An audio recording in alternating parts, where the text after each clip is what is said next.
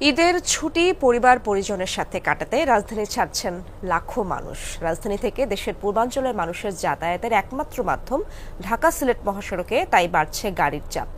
প্রতি বছরই শহর থেকে বের হতেই বিভিন্ন পয়েন্টে যানজটে পড়তে হয় যাত্রী চালকদের। তবে এবার সেই দুর্ভোগ কমাতে গুরুত্বপূর্ণ পয়েন্টে টহল বাড়ানোর পাশাপাশি সড়কে শৃঙ্খলা নিশ্চিতে কাজ করছে শিক্ষার্থীরা। তাই এবারের ঈদযাত্রা অনেকটাই ভোগান্তিমুক্ত হবে বলে প্রত্যাশা প্রশাসনের। চলে আসুন পূর্বাচল ভ্যালিতে। ইতিমধ্যেই naval officers housing society NOHS plot কিনেছে পূর্বাচল ভ্যালিতে। Purbachal valley, a concern of city med group. রাজধানীর উপকণ্ঠের জনপদ নারায়ণগঞ্জের রূপগঞ্জ। ভারী শিল্প কারখানা গড়ে ওঠায় এখানে লাখো শ্রমিকের বসবাস। কর্মচঞ্চল এই নাগরিক জীবন থেকে মুক্তি পেতে ঈদের ছুটিতে তারাও ছুটছেন নীরের টানে।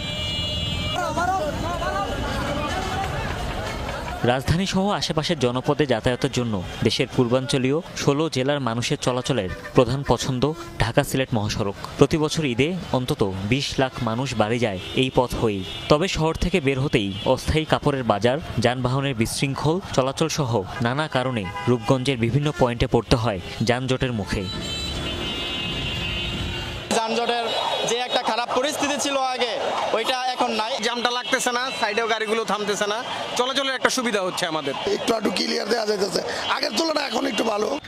ঈদযাত্রা নির্বিঘ্ন ও নিরাপদ করতে তাই গাউসিয়া, বরপা, রূপসী, কাঞ্চন ও ভুলতার মতো পয়েন্টগুলোতে টহল বাড়ানো হয়েছে।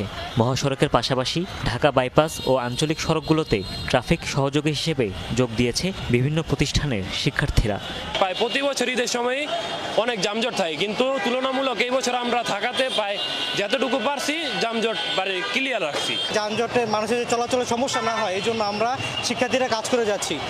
সড়কে শৃঙ্খলা ফেরাতে নানামুখী উদ্যোগ কার্যকর হচ্ছে বলে মনে করে উপজেলা প্রশাসন। প্রত্যাশা, এবারের ঈদযাত্রা হবে অনেকটাই ভোগান্তিহীন। এখন কিন্তু বিন্দুমাত্র জ্যাম আর এই রূপগঞ্জে নেই, এবং সিলেট অঞ্চলের যে দূরপাল্লার যে বাসগুলো রয়েছে তারা খুব দ্রুত আমাদের রূপগঞ্জ পার হয়ে সিলেট অঞ্চলের দিকে চলে যেতে পারছেন। ঈদের সময় আমরা যে বাড়িতে যাই, সবাই তাদের নিজ গ্রামের বাড়িতে যাই, সেই যাত্রাটা একেবারেই সুখকর হয়ে গেছে।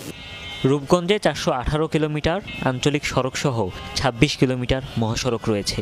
ঈদের চাপ সামলাতে মহাসড়কে হাইওয়ে ও ট্রাফিক পুলিশের সাথে কাজ করছে জেলা পুলিশও।